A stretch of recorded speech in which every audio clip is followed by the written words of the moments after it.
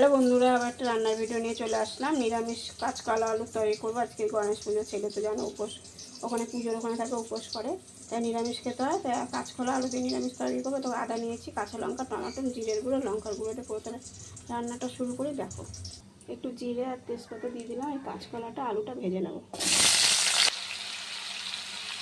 একটুখানি লবণ দিয়ে দিলাম, একটু হলুদ দিয়ে দিলাম। কাঁচকলাটা আলুটা ভাজা হয়ে গেছে, যে মশলাটা দিয়ে দিলাম। এরকম বন্ধুরা, মশলাটা আদাটা আর একটু কষানো, যে মশলা দিয়ে দিয়েছি, জিরের গুঁড়ো, লঙ্কার গুঁড়ো, হলুদ, লবণ, চিনি আর এই মিক্সচার বাটির জলটা দিয়ে দিলাম। মশলাটা কষানো হয়ে গেছে, জল দিয়ে দিলাম।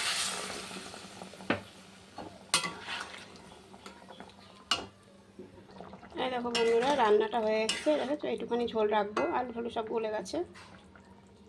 একটুখানি যে গরম মশলা ঘি দিলাম না, গরম মশলা দিয়ে নামিয়ে দেবো।